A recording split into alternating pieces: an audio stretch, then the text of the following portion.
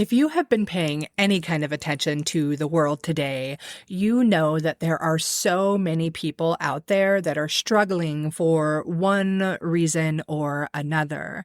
And if you're listening to this podcast, or if you're like me, you likely have a lot of compassion and empathy and this strong desire to do whatever you can to help other people. And if that is you, I did put together a guide for you. It's called Medicine for the People, an herbalist guide to showing up for your community in times of need.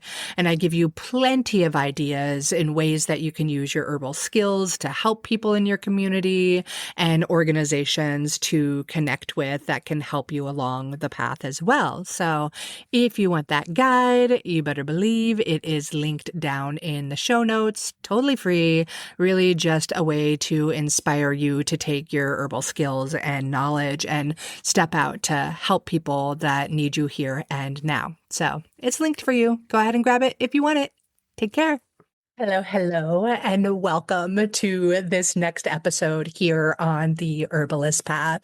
I know that you are going to absolutely love this particular episode, especially if you've ever thought about essential oils or you've thought about how to handle the times that we are handling right now here in the United States and all over the world, and the different things that may be very, very challenging to deal with. And I had this great pleasure of bringing on a guest to this show. Her name is Hana Tisserand, and she is with the Tisserand Institute, where they do some deep scientific explorations of what essential oils are and how they can be therapeutic in various different ways, and definitely going beyond the trendy stuff you see on social media. And usually when I hop into a podcast episode with a guest, we spend quite a bit of time just chatting and setting up things and answering questions and whatnot. But Hannah hopped on, and the conversation was amazing and deep from the start. And I just let her roll. She really brought into perspective. She's from Prague, Czechoslovakia, and we started immediately talking about the current situations here in the United States that are happening.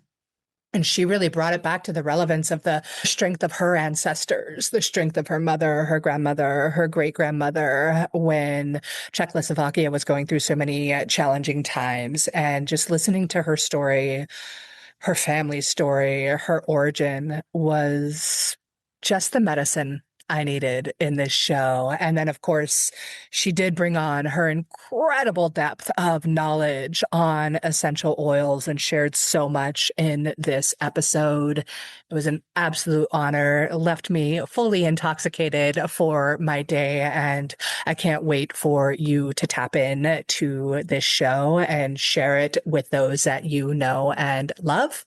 If you find it insightful, be sure you do follow Hana at the Tisserand Institute, and also share it with your friends far and wide.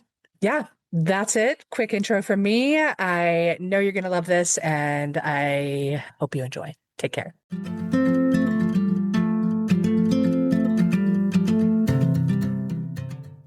Welcome to the Herbalist Path. If you love learning about the power of plant medicine and how to use it in your life, this show is for you. I'm Mel Mutterspa, clinical herbalist, herbal educator, and your host. In each episode, you're going to hear me sharing herbal insights and knowledge from my 25 plus years of working with and learning from the plants. Plus, I'm going to share interviews with some of the most amazing herbalists, educators, farmers, and healers out there, all bringing their herbal wisdom here for you. Really, this show's all about continuing this movement to put an herbalist in every home and a healer in every community. Again, thank you so much for listening, and welcome to the Herbalist Path. Enjoy the show.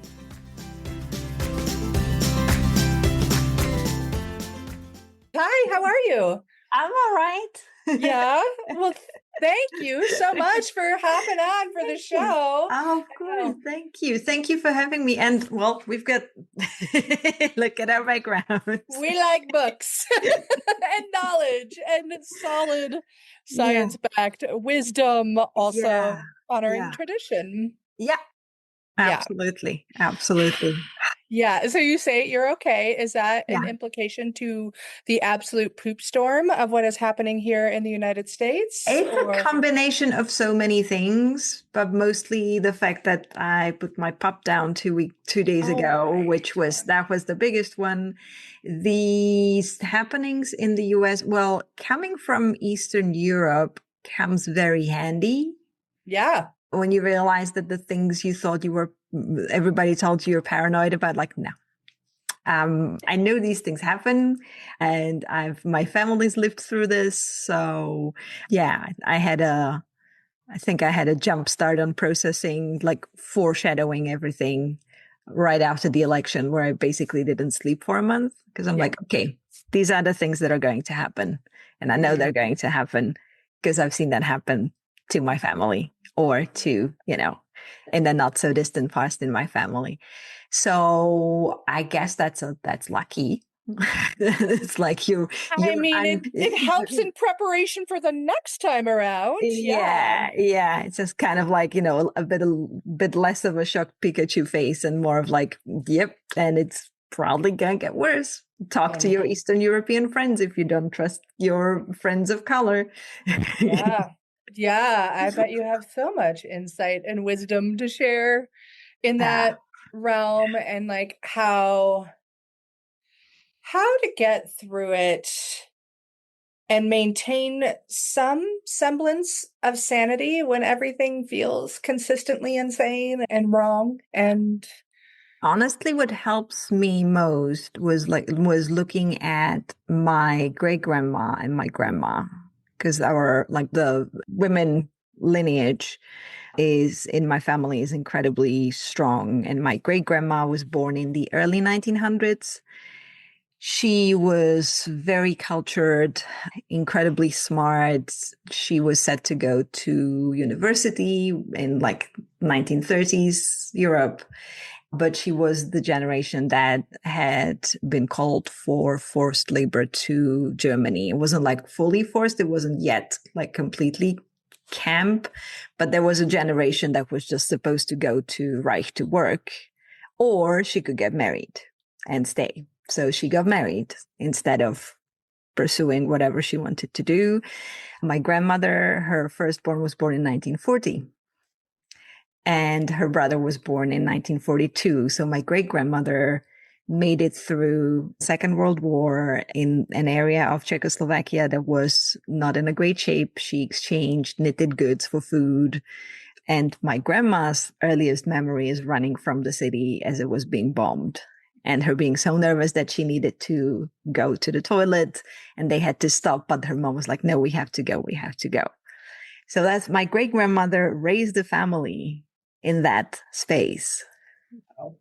And then my grandmother went through 1968. And I don't know if you know what happened in Prague in 1968. I do not. So we had communist regime from 1948 till 1989, but in the 60s, there was a sort of softening of the regime. There was a lot of cultural opening to the world. There was a lot of cultural exchange with like France. And, it looked like, okay, we're going to have what they called socialism with a human face.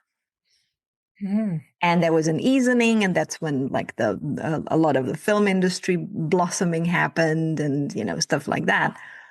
But the Soviet Union did not like that. And in August 1968, they sent tanks of the Warsaw Pact to occupy Czechoslovakia and to occupy Prague. Well, 1968, my mom was 5 and my Mm. grandma was pregnant with her brother. And they had to be in Prague. Otherwise, in the summer, they would be in the countryside. That was my grandpa's ancestral home. So we would spend the summers there. So they were supposed to be there, but because my mom had a medical appointment, they happened to be in Prague on the day when the Soviet tanks rolled into the city, and one of them was aimed at their building. Wow. And so my grandma went through this and survived and raised her family and had, one more child afterwards. The uncle that she was pregnant with in 1968 actually was a part of the 1989 Velvet Revolution that tore down the communist regime. He got beaten up in one of the first protests. But so my grandma, you know, lived through that and managed to live and managed to create a wonderful family. And then I was born 3 years before the revolution, and my mom had a very young child during a very uncertain time because they did not know for the longest time how it's going to shake Mm-hmm. and whether we'll have another 70s with political prosecution and, labor camps and all of that. So just looking at that ancestry of very strong women that have not only gone through very difficult periods, but have raised families, sustained families, and raised strong children through all of that. It's like, hey, these are my roots. Yeah. This is who I come from. This is who raised me. And I was very lucky that I got my great grandma for a long time. She is an incredible inspiration. She got divorced later, the one that was forced to marry so that she wouldn't be sent off, Right. which also wasn't a super common thing to do. She taught me the value of quality clothing because she was a seamstress. I still have clothes that she made for me. Oh, I love that. And so just looking at her and looking at, how she went through that, my grandma, her daughter, is one of the most caring people. She introduced me to herbs, but she was also a nurse. Like the definition of a caring, nurturing person. There's within the medical establishment, but she's the one who made lemon balm tea for me in the evening so that we would have a good night's sleep. And we would gather yarrow together. That was the first three herbs that I learned to recognize was lemon balm, yarrow, and lady's mantle, I think. Nice. Yeah. So, and then my mom, who's a pediatrician. Nice. Also a caring person. So that's helpful both for the moment we find ourselves in. Yeah. And just kind of informing, who I am, who I have been, and where I stand in my 2 feet. I love that. I am feeling so inspired and powerful and empowered and in awe.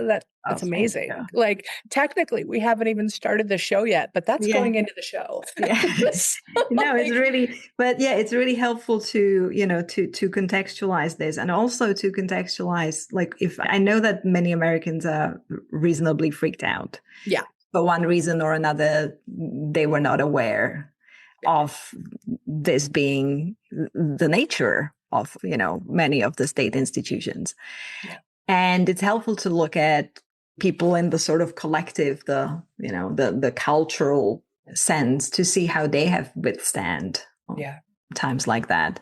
Like, I mean, even during my living family's lifetime, so my grandma's lifetime, the country itself changed regimes and shapes and borders like 4 times. Yeah. But the people are still there. You still live your lives. You still raise your families. You still do that. You do what you have to do to take care of yourself, to take care of your community, to protect those that you can protect. Yeah. That's great to hear because I am definitely one of those Americans that's freaked out and I've gone through both times of like, oh my God, what are we going to do? And also like, hey, I have to maintain my own sense of mental health and well-being. I have to continue to stand where I know I'm doing good for people and the planet. Yeah. I have to continue to make the impact that I know I'm here to make, which, it can be a struggle for sure, obviously, right? But that's where wise and powerful people come up from as well. I think it's so important. So to hear you say that after coming from your lineage with these deep-rooted experiences in your family and women who carried on making a difference, doing their caregiving roles and raising their families and continuing to live life, even when there's extreme upheaval and violence and wrongness being Yeah. done Yeah. everywhere. Yeah. It's amazing. Thank Yeah. you. Yeah. Thank You're you. Thank welcome. you. And I'll tell my ancestors that they don't, the thing is, they don't even realize that until I kind of pointed it to my grandma. I said, Grandma, that must have been really, really tough for you. And she just didn't even think in that terms. You know, Mhm. it's just happened. They just managed. I mean, she's aware that it was tough, Right. but I think it never got really acknowledged. You know, the bravery never got acknowledged. I think often in times when, at least this has been my experience throughout life, when I'm going through very Mhm. challenging times, you just make it through. And then, Yeah. years later, you're like, oh, Oh, wow. that was tough. Yeah, That was that really was tough. challenging. No And I wonder why made that it. might have an impact. Yeah. And Yeah, I made it the best that I could in that moment of yeah, life and yeah, time. yeah, So yeah, that's yeah. good. Good, juicy stuff. This is exactly what I need right now. Like I was going through creating questions to ask you Yeah, for this show, and I'm like, Psh, those yeah. are irrelevant. Yeah, I mean, Like, they're relevant too, but it's all connected. It's all connected. it really, really is. And like, I I've been reflecting on this a lot. Like, I think I got into herbalism as an act of rebellion. Like, I Hmm. was a young, rebellious child since a teen. And when I started discovering plants as medicine, like, my Yeah. family was very involved in, not involved. They succumbed to the words of our broken Western medical system quite easily. Okay. Yeah. We'll put it that way. They were not Okay. nurses Yeah. or doctors, they were Yeah. government workers. My mom was a social worker. Hmm. Rest, like, heck Yeah. yes, she's very powerful in that way. And my father was an Air Force aircraft mechanic. So, Yeah. but Wow. yeah. But yeah, just gosh, I lost my train of thought. The herbalism as a Oh rebellion, yeah, which is as so an act of rebellion. funny to Damn the me, man. coming from, that's an incredible thing about the Central European medical tradition is that it never got divorced Yeah. from herbs. It never got divorced. It always was in, you still get that in the pharmacy. There's still huge collaboration. And it's just kind of, it's the spectrum of possibilities is always there. While here, and I know that from one of our wonderful graduates and colleagues, she lives in Alaska, but she's kind of straddling the two traditions. One was the African American herbalist tradition, and the other one was, which was her family, I believe, and then her husband's family, which was the full medicine cabinet in the bathroom. And I remember she telling me, like, she went to his home for the first time and saw the kind of the movie thing when you open the cabinet, like full of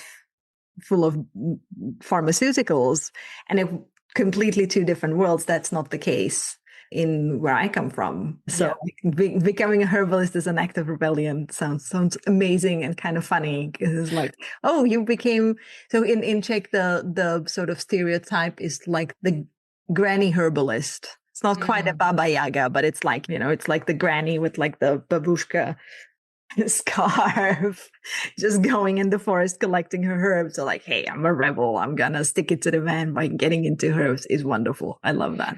It is funny. And like what you were saying, I remember I was born in Germany, but left when I was Yeah. 4. So I grew up Yeah. very American girl. It was an Air Force base, but I went back when I was 31 and I went on a solo backpacking trip around Europe, wherever my soul decided to go. And I remember seeing all the apothecaries everywhere Yeah. and how they were integrating, Yeah.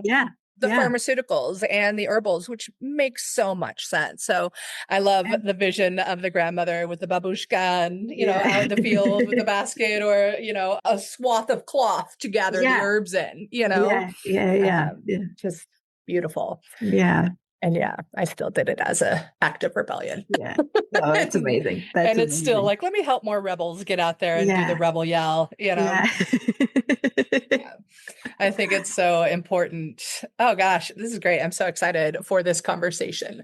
Yeah. Yeah, I want to hear more about you. Like, obviously, that's some of your Yeah. roots, and you had your grandmother introducing you to Lady's Mantle and yarrow and lemon balm, and your mama doing the same. And here are these nurses, these Yeah. healers, this Yeah. pediatrician using these plant medicines. So they're, again, like, this is all integrated and should be, again, here in the States, right? I think it's Yeah. happening more as a trend because in the United States, we're such a trendy culture, for Yeah. lack of better Very, term. very, very industrial. Yeah, Everything yeah. needs to become an industry in a Hmm. way. So that's a bit of a challenge. Like, okay, you have to make it profitable somehow, which but that's a different conversation. That is a different and a big conversation that I could definitely speak on for a long time, but I'm perfect evidence of how that's such a piece of this culture. I mean, Yeah. we all have to make money in one way, shape, or form, but how can we do it Yeah. with respect and honor as well? You Yeah. know, Yeah. becomes a Yeah. whole nother world of That's speak right yeah. there. That is possibly a different socioeconomic podcast on like, okay, let's see how to, how to curb the relentless optimization for profit and make things actually sustainable. Um, Absolutely. And for me, that was another piece of it all is the sustainability of it all. mhm. Like I fell into it. I was a backpacking guide and wilderness therapist, and all I wanted to do Yeah. was get more people to connect with nature Hmm. so that they would be more deeply inspired to take better care of our Yeah. planet. And that continued Great. to evolve. And so I would love to hear a little bit more about what you're doing today with your work, because I do love how you are also very much integrating the science of plant Hmm. medicines and these more folk traditions and bringing it all together to also educate other Yeah. people and help them use this responsibly, Yeah. ethically, Yeah. sustainably, all of that. Yeah. Well, it really is kind of it's a combination of all of uh, all that I bring to it and all that Robert, my husband, partner in crime, the brain behind the Tisserand Institute, as well as my brain being there. Um, uh, all of that combined, it leads to exactly that. Like we're not, we consciously decided not to teach aromatherapy. Because if you ask anyone what aromatherapy is, you'll get 10 different definitions from 10 different people.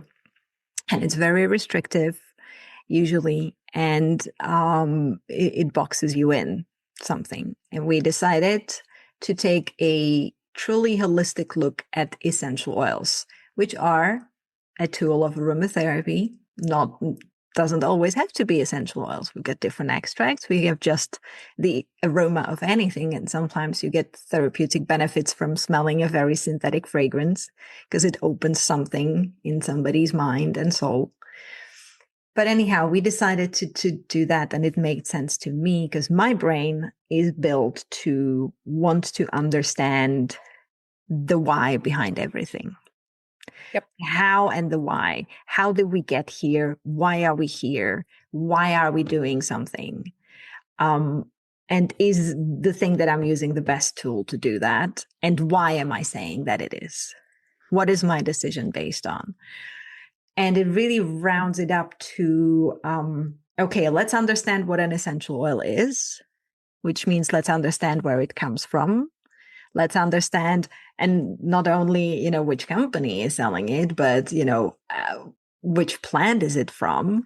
How do you get it from the plant? What does it do to the plant? Um, is it something that can be easily reproduced on a large scale, or are we, you know, literally evaporating populations because we like the smell of something?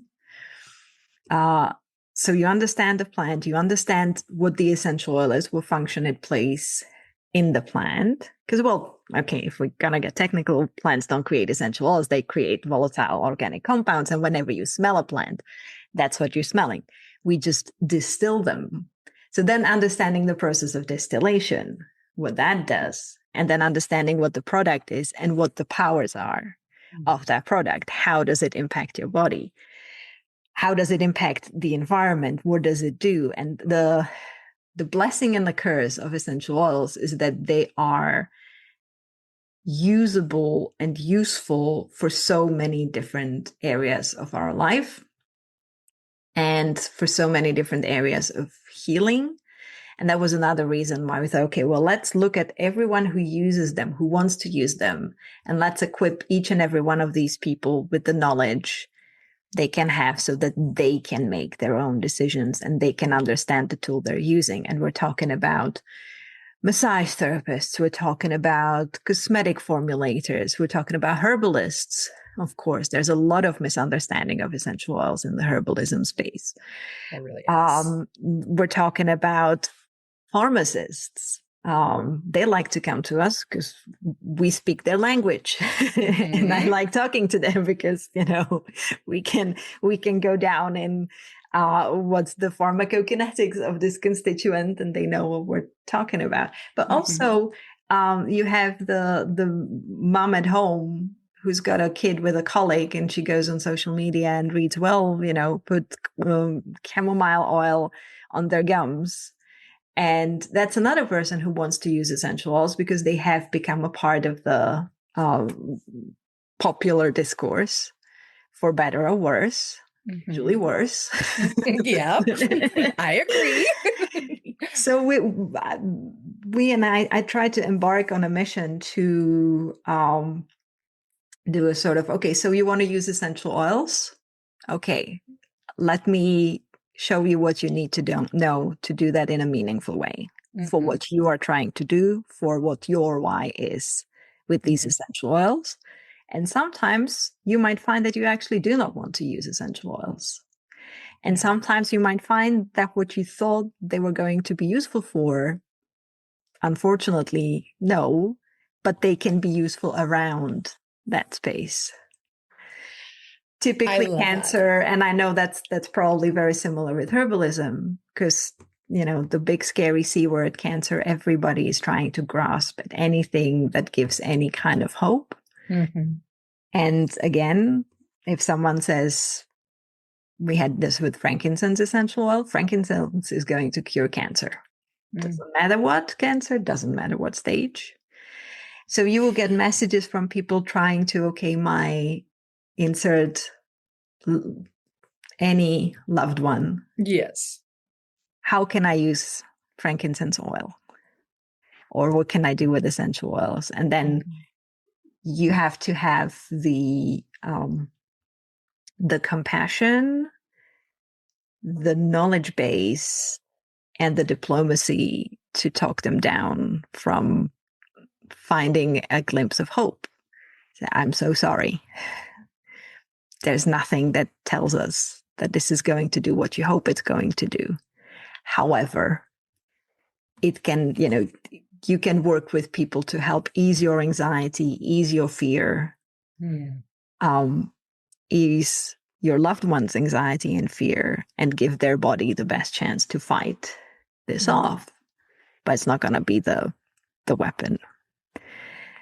I love hearing that perspective, and it absolutely correlates to what happens in the world of herbalism. The cute meme goes out on social media and it spreads so quickly. I like to say, make herbalism spread like wildflowers, but that's what the misinformation on social media tends to do. And you do get hit up with things like this. And it brings me I just started a new cohort in our community herbalist program like this week. And immediately one of our students who's fabulous, she's wonderful. And I understand where she's coming at with this question.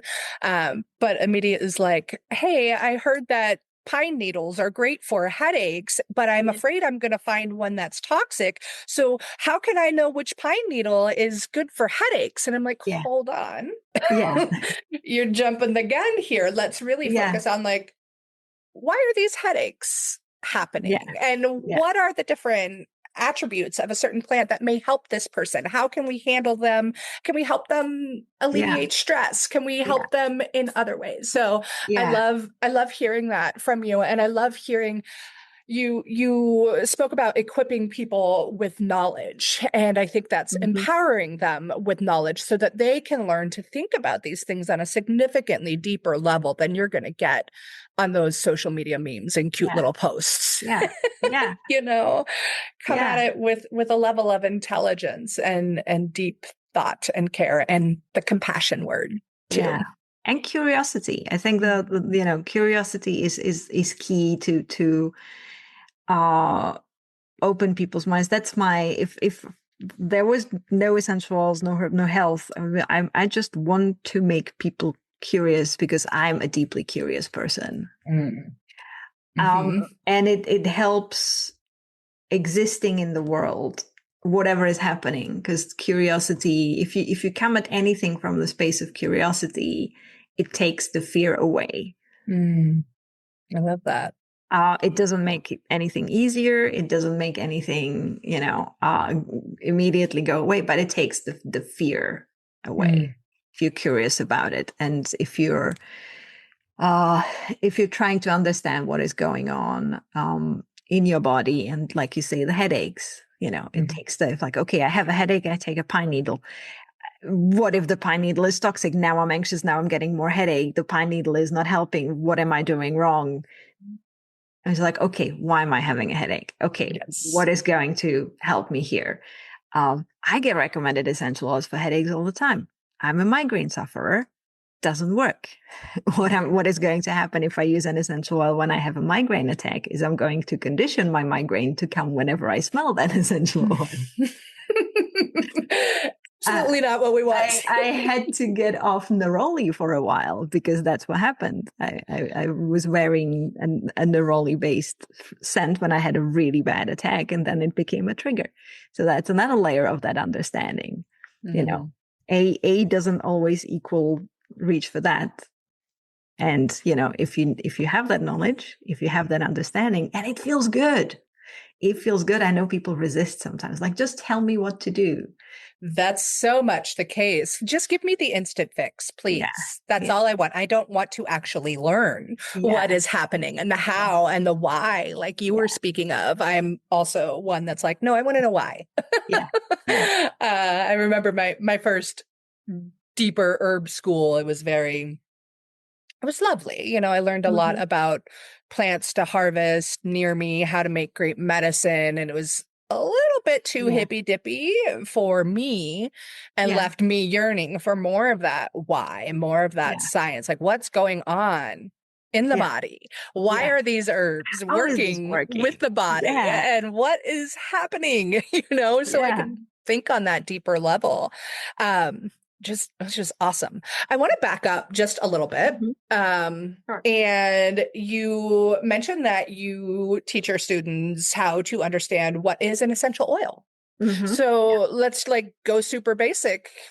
I mean, I know Okay. that's not basic because Yeah. it's also very complex, Well, but like for technically, our yeah. listeners. Yeah. So essential oils, there is actually an internationally accepted definition, and an essential oil um, uh, is an extract is a volatile organic extract.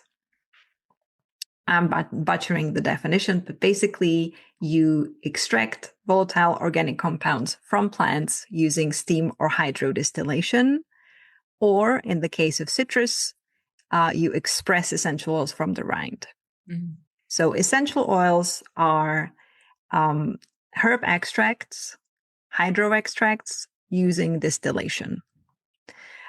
So you have your still, your copper still, you put your plant material in there. Depending on the material, either the material sits on top of water and you run the steam through it, or it percolates in the water and the steam captures the scent, the volatile, organic, the smelly compounds from the plant, and then they get condensed in the condenser. And then what you get is a floral water, horrible combination of words to say, also known as hydrolat or hydrosol, depending on who you talk to. I prefer hydrolat, which is the water part, and then you have the volatile part, which is the essential oil that floats on top. It does have the oil in its name. I'm not really sure where that came from. but it's not oily. It's not lipid. It's not fatty. It's volatile. It's which means, I keep saying that word. Volatile means that it's easily turned into vapor. So, like if you heat water, it turns into steam.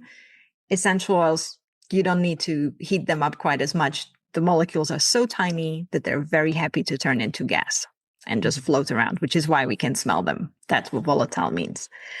I think I have a slide somewhere which has a limonene molecule with little wings, like, it's flying, because that's the, it comes from Latin and then French, and it all has to do with flying. So these compounds are so small that they're very happy to go in the air, which is why we can smell them. But it also gives them a lot of properties that we can then use, which makes them very versatile. They're incredible paint thinners and degreasers. I've used them to get like really potent, like really strong stickers off of glass to reuse something. Yeah. I know I shocked my mom when she was trying to do that. I said, "Mom, do you have a spruce essential oil somewhere?" It's like, "Yeah, I do." And she still tells the story like, "Oh my God." And it's the same nature that also makes them easy to penetrate our skin sometimes, which is why we dilute them when we use them. And it's the same nature that helps them penetrate into the cell membranes of bacteria and sometimes viruses. So it's the nature of the essential oils, these tiny molecules that the plants create, that we then distill, that gives them all these different properties. Now, I think that an important distinction here is that essential oils are natural, but they're artificially concentrated. So with the exception of peeling your orange and squirting, the essential oil on your fingers, you will not find essential oil as such in nature. It needs to be distilled, which if we're talking to herbalists is why very often it's like, oh, they're too strong. It's too powerful. It's an overkill. I understand that. They're incredibly potent, which is why that's where the essential part comes from. It's from alchemy, from quintessence, the fifth essence, you get to the core, to the nature of the substance by distilling it. So that's, they're natural, but we artificially concentrate them, and we need to be aware of that. Yeah. Yeah. And they are powerful. Oh, they are. Yeah. Which is where it can also be advantageous as herbalists to have them on board with your toolkit, right? But to be empowered with that knowledge of the best ways that they are going to be useful for your clients and how you can really truly use them to help. And I know you just started talking about how they can penetrate through the skin quickly, how they can penetrate through our viruses and bacteria attacking the body. And I just want to take a little moment and talk about how we can do that with respect to, yes, they are also very highly concentrated extracts, right? And thinking about that, and gosh, I guess that's that all that's a lot. I'm like, how do I keep it topping on? Essential oils in the body. Well, so I think that there's there are two sides to how essential oils work, and one of them is more subtle and more psychological, and it's mostly the scent. And in this way, I think actually herbalists engage in aromatherapy very often in that aspect, because anytime you take a whiff of your herbal tea, that's aromatherapy. You're inhaling those volatiles, and that's more psychological. And this is not a dichotomy. It's either psychological or it's pharmacological. It's always a spectrum. It's always a visual analog scale of where are we on that. And then we have the pharmacological, the physiological aspect, which is what the molecules themselves do in our body and do to our body and do to other organisms that live in and on our body. And it's always about finding why you're using them. What is the issue? ideally, what is the core issue, or what are the, what are you targeting? Mhm. And then finding the best way to get the substance to the place in a sufficient dose. That's the pharmacological and uh, uh, any medicinal aspect is okay. Well, I have a treatment, I have a substance, but I need to get it where it needs to go in a sufficient amount so that it has an effect. Mhm. To give you an example, very often I see essential oils being recommended to be put on the soles of a foot for various ailments. But let's say you have a cold, Mhm. you have swollen sinuses, your nose is running, you can't breathe, you have upper respiratory infection. We have a lot of evidence that essential oils can be very beneficial here. We've got eucalyptus, we've got pine, we got spruce, we got peppermint. But if you put them on your foot, what you're getting at best is some transdermal absorption to your foot, and you get a nice smelling foot, and you may get some secondary inhalation from putting those essential oils on your foot.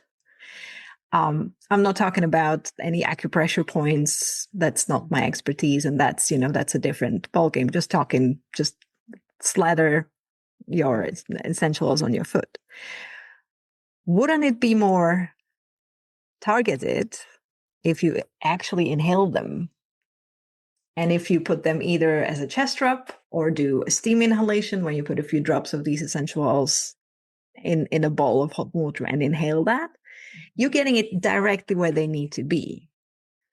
And there they're going to be working on many levels. They're going to be relaxing your swollen sinuses, taking down the inflammation, giving your body a fighting chance, and also attacking the bacteria possibly, or whatever is causing the infection, although that's probably going to be secondary.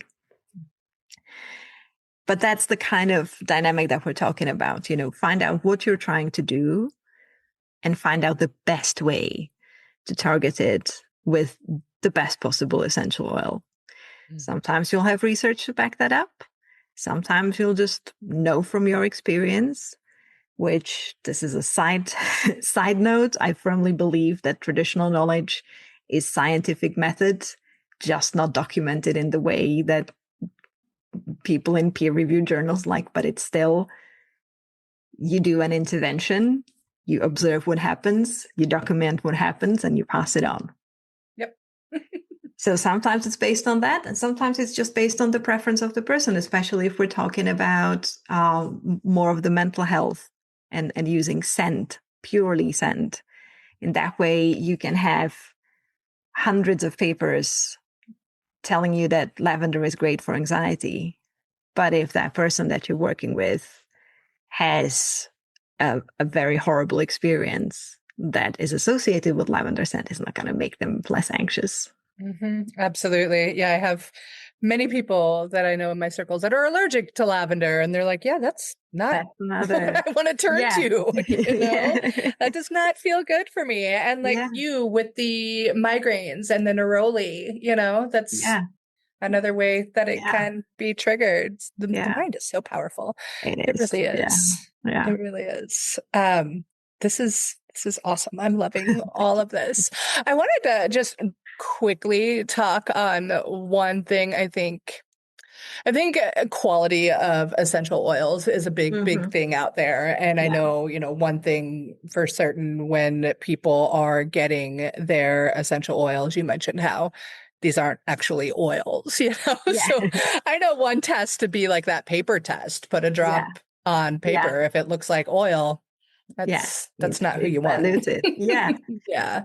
Oh, that's a big question. And there's sustainability linked to it as well. Yeah. So quality and sustainability. There's a lot of claims floating around, various different grades. The truth is that there is no universally accepted standard for all essential oils or any kind of quality standard. For some essential oils, you will have a pharmacopoeia standard.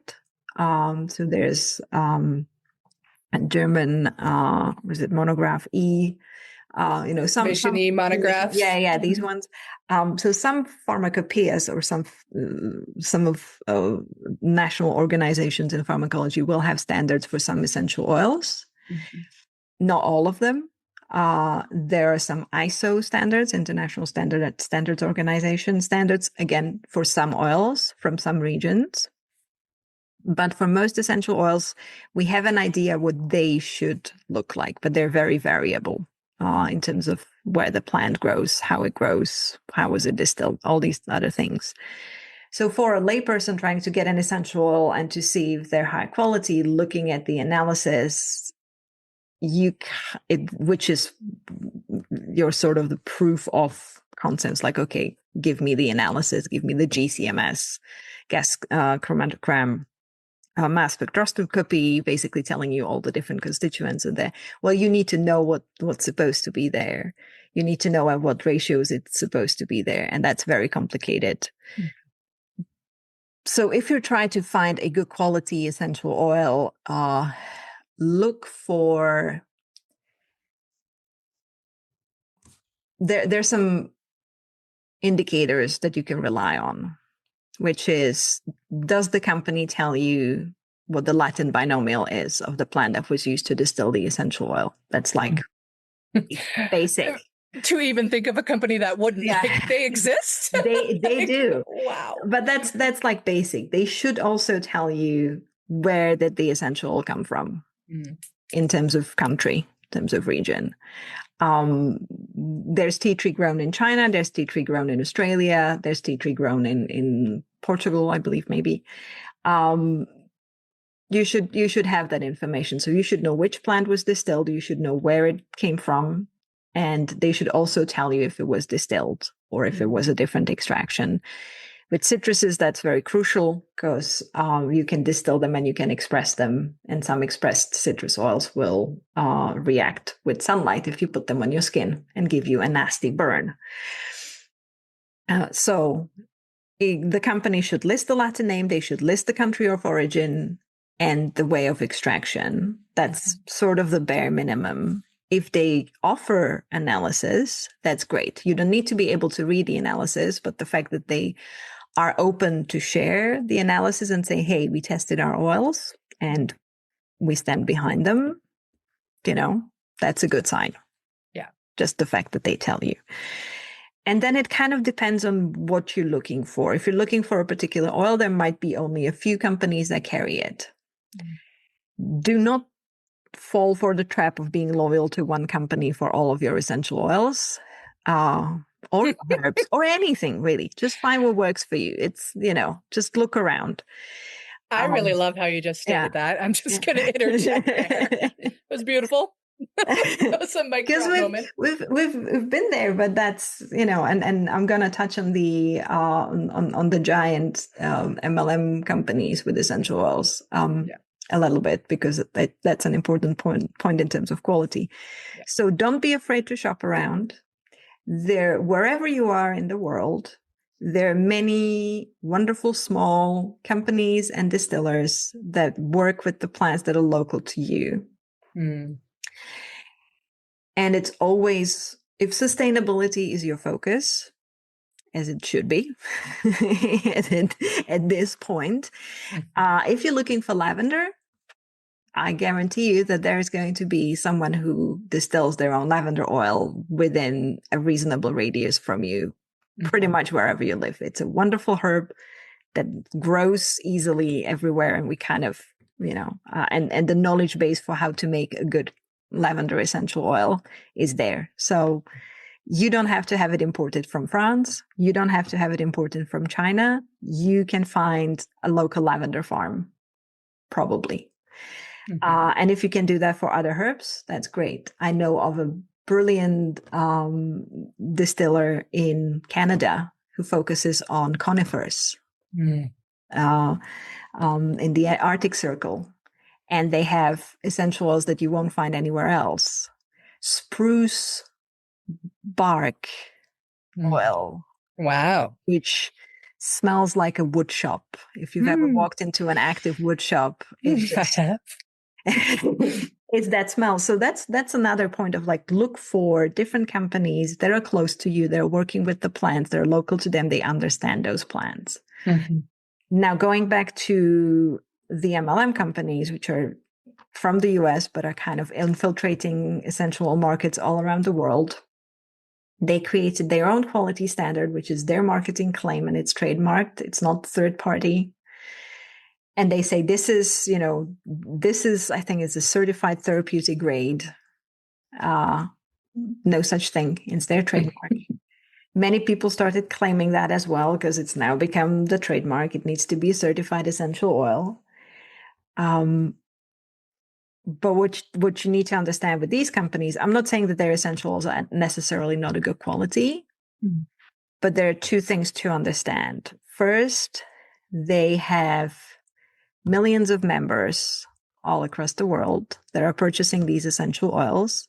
And they rely on these essential oils to be a standard quality because this is the brand loyalty. This is you want your lavender smell always the same, or you want your frankincense to always smell the same. You want all of these oils you need consistency with product in large quantities. That's not going to be an artisanal small farm. However, they want to claim that they have small farms. They might, but they're now openly saying that they're blending their eucalyptus oil.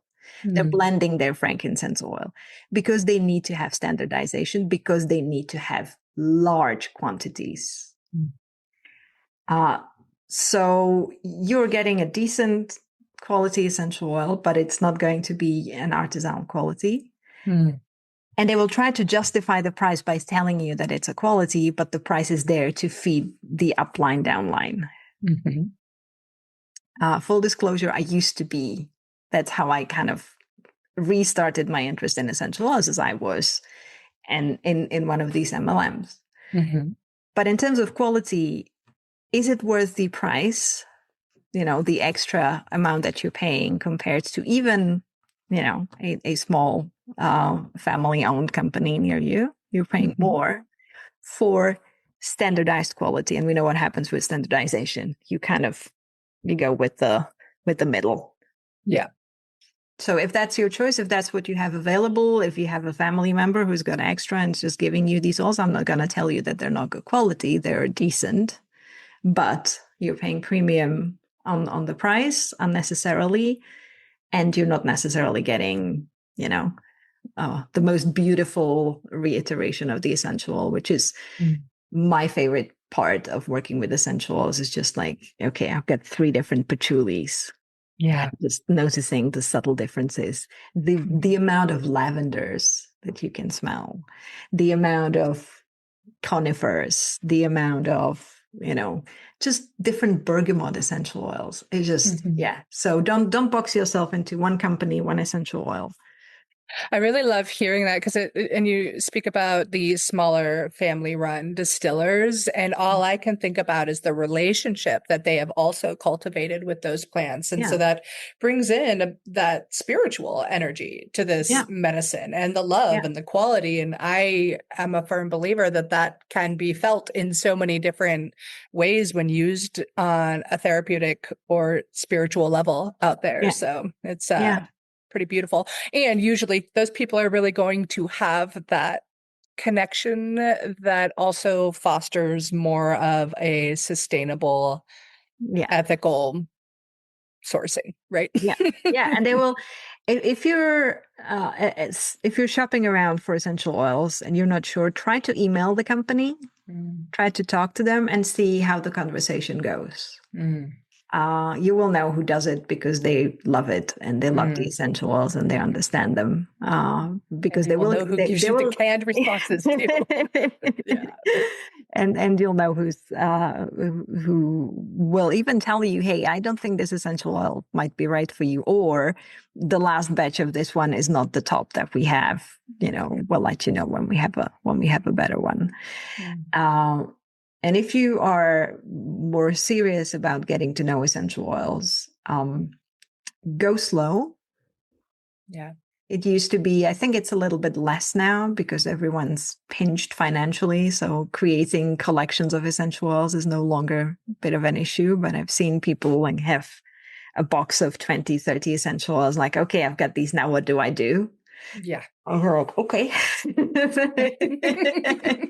we back up? A lot of steps. Yeah. So I don't think that's happening that much, but just go slow and Yeah. engage your nose. Mm. Engage your nose in smelling the different essential oils, smelling them at different times of day, smelling different batches, asking for samples. Many companies will do samples, so you can see if you like it, because you might like the idea of something, you might like the idea of spikenard, and then you smell it, it's like, ooh, I Mm. don't like that. Or, oh, myrrh, that's a sacred resin in many sacred texts. It must be wonderful. I'm going to get a myrrh essential oil. And then you go, oh, it smells like gasoline.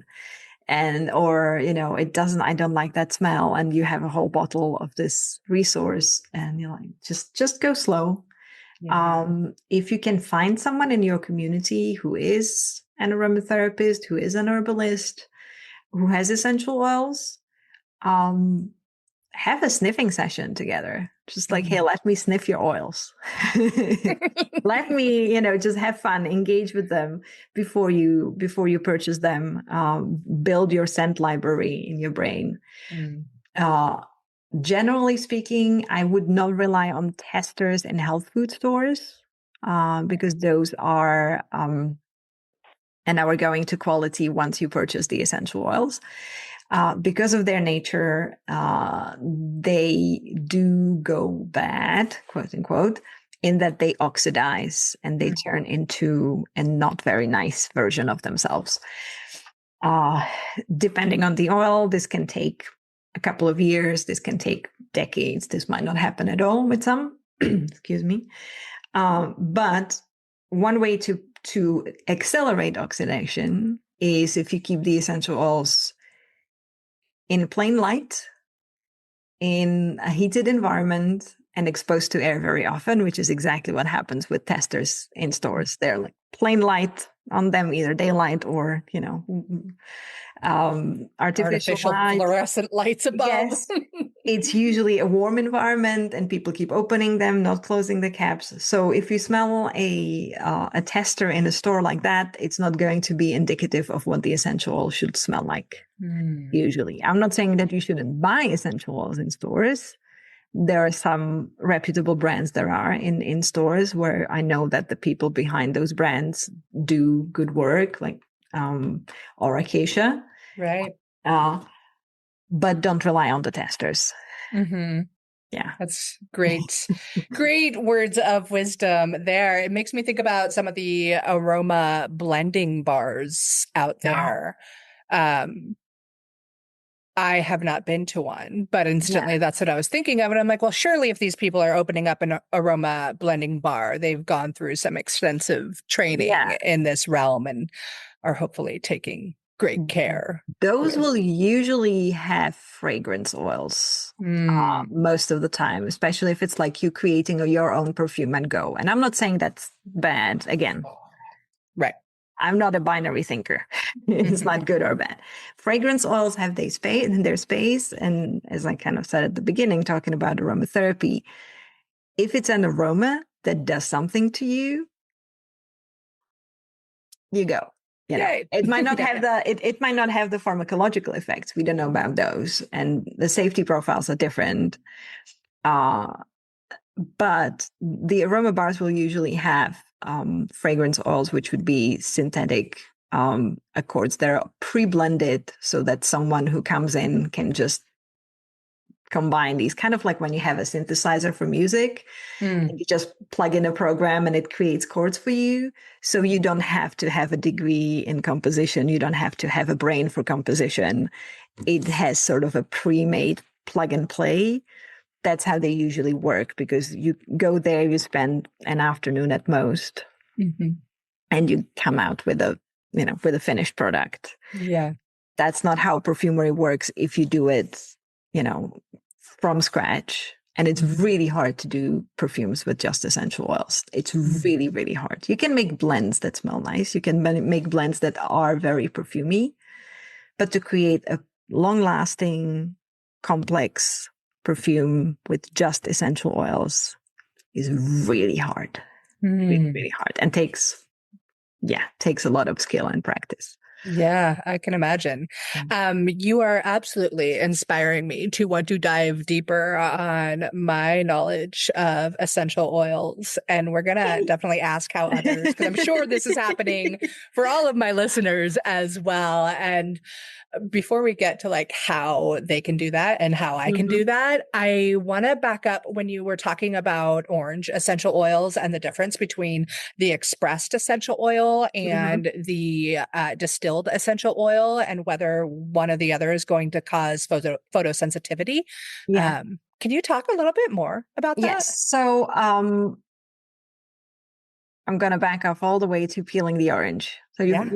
we've all peeled the citrus. We've all got our hands smelling beautifully Mm.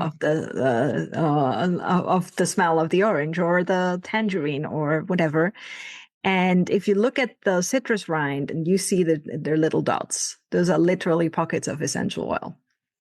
And for some citruses, these pockets also contain substances that are called furanocoumarins, which are photosensitizing. These are too large to be distilled. So, the volatile molecules are tiny, the smelling molecules are tiny. They pass over in the distillation. They can hitch a ride on the steam. Mhm. Furanocoumarins can't, which is why if you distill the citrus rind to get the essential oil, you won't get these molecules.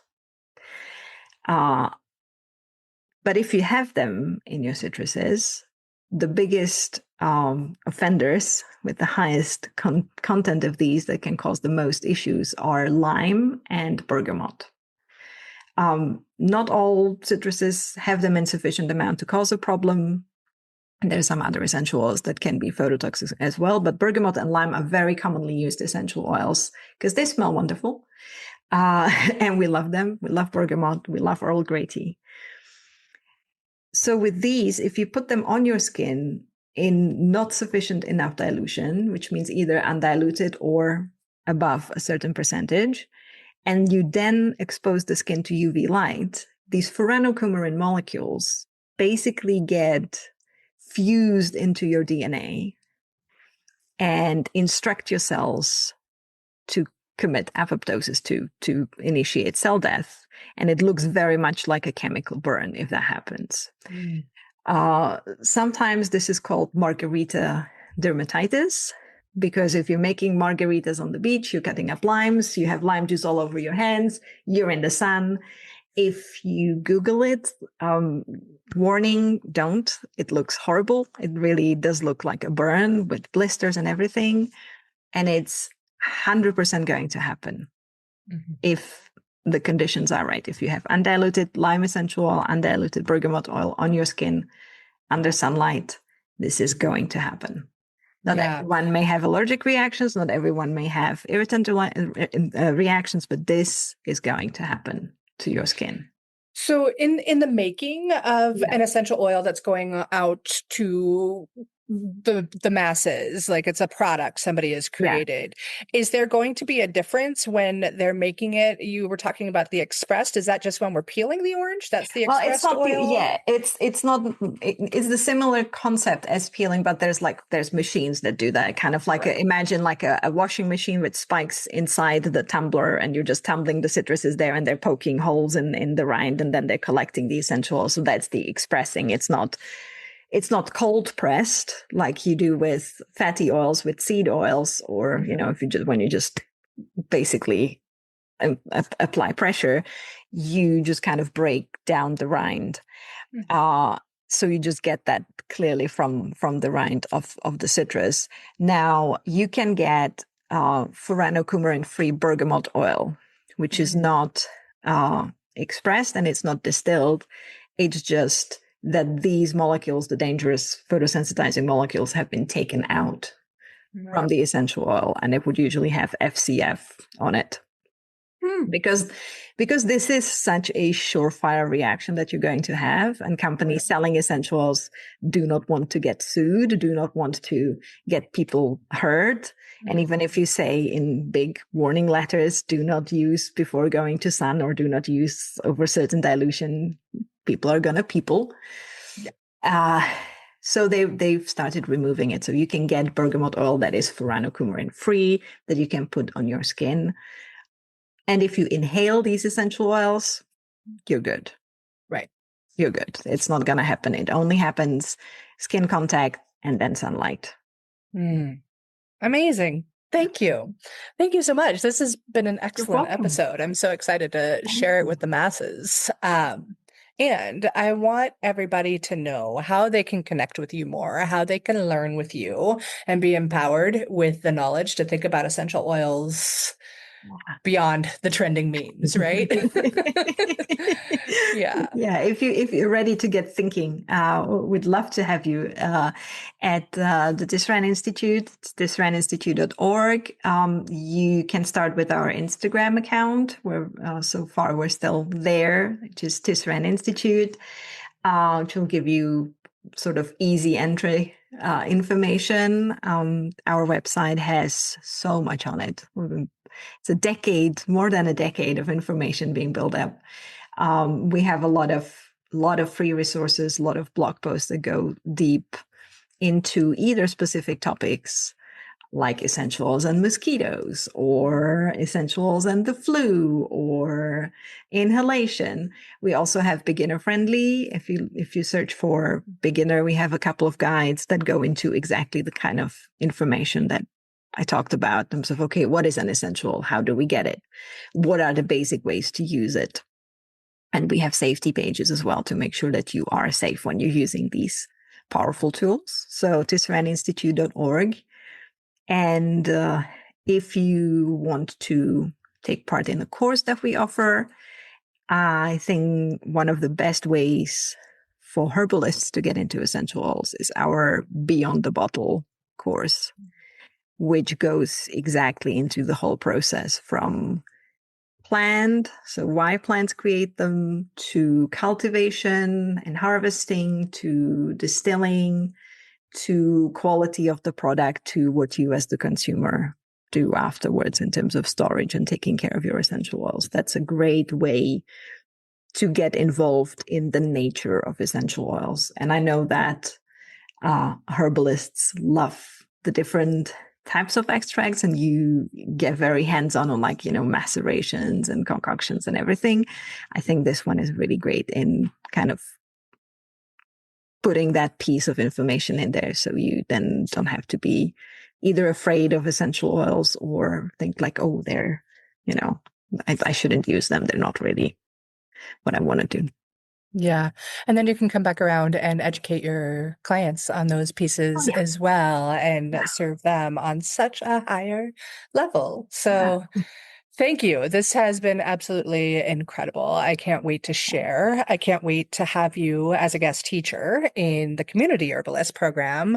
And I can't wait for the moment that I get to enroll in some of the programs that you have and deepen my knowledge in this department, because always a thirst for knowledge and learning. And like you said earlier, curiosity. I think that's really important stuff. I'd love to have you.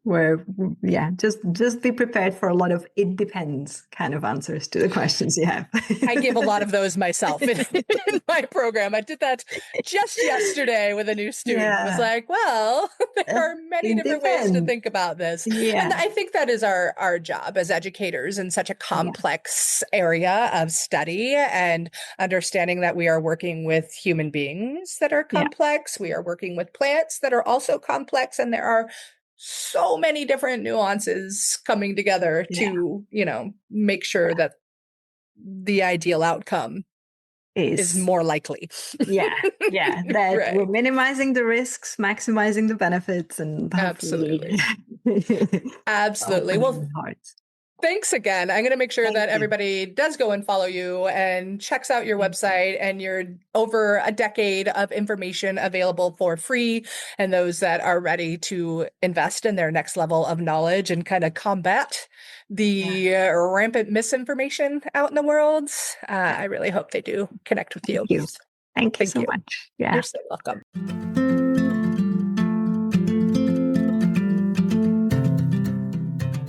Thank you so much for joining me on this episode of The Herbalist Path. If you're loving this journey into herbal medicine, please follow and review the show. It helps more people find their own path with the plants.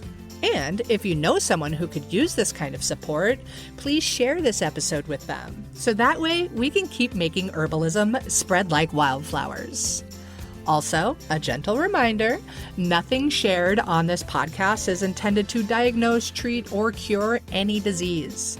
This is all for educational purposes and, yeah, a little entertainment too. But it is not a substitute for personalized care from a qualified health practitioner. Always do your own research, listen to your body, and when needed, partner with a trusted professional who honors both your intuition and your unique health journey. Until next time, take care, stay curious, and keep walking the herbalist path.